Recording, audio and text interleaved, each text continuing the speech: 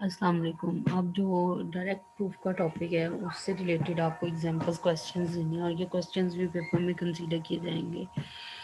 एक direct proof ये होता है कि P is implies to Q। इसका मतलब ये है कि आपके पास ये जो है ना एक लॉजिकल वैलिड आर्ग्यूमेंट होता है जिसमें हम लोग ये कहते हैं कि हम ये अज्यूम करते हैं कि अगर P ट्रू है तो इस अजम्पशन की बेस पे हम ये बाकी की जो स्टेटमेंट्स हैं लाइक जैसे क्यू हो गया या और कोई स्टेटमेंट होगी उसको भी ट्रू प्रूव करने की कोशिश करेंगे। इसमें एक क्वेश्चन है यहाँ पे कि give direct proof of the statement product of two odd integers is odd. तो अगर हम मैथमेटिकली देखें तो ये ट्रू ही है कि अगर 3 को 5 से ज़रब किया जाए 15 आता है, 5 को 7 से किया जाए 35 आता है। तो अब यहाँ पे हम P इम्प्लॉयज Q यानी कि डायरेक्ट प्रूफ चाह रहे हैं, तो हम लोग यहाँ पे कंसीडर करते हैं x और y दो कोई से भी दो ओड नंबर्स हैं। तो ओड नंबर को हम लोग कैसे रिप्रेजेंट करते हैं, उसको करते हैं 2n+1।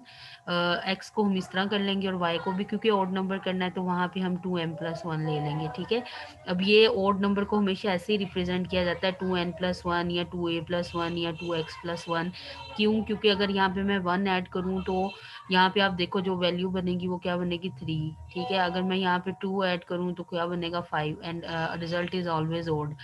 तो अब यहाँ पे एक्स और वाई को अगर आप मल्टीप्लाई करें तो मल्टीप्लाई करने करके इन दोनों को तो हमारे पास जो स्टेटमेंट आती है वो ये आती है। ठीक है, तो ये तमाम ये जो एम एन है प्लस एन है प्लस एम है, ये तमाम जो हैं अगर हम इन्हें जमा करें तो एंड पे ये फिर हमें कोई एक वैल्यू देता है, तो हम इस सारे को सम अप करके ए लिख सकते हैं।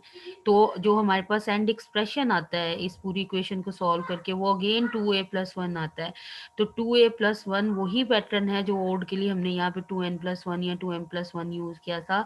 हैंस वी प्रूव्ड दैट कि हमारे पास कोई से भी दो ओड नंबर्स का जो मल्टीप्लिकेशन है वो भी ओड ही जनरेट हो रहा है। So this is known as direct proof, कि जिसमें एक स्टेटमेंट जो होती है इसको जो है अगर हम प्रूफ कंसीडर करते हैं तो हम उसी की मदद से फिर डायरेक्टली दूसरी स्टेटमेंट्स को भी प्रूफ करते हैं। तो ये डायरेक्ट मेथड ऑफ प्रूफ कहलाता है। समझ आ गई होगी, अगर नहीं आएगी कोई क्यूरी है तो आप फिर उसको जो है वो पूछ सकते हैं।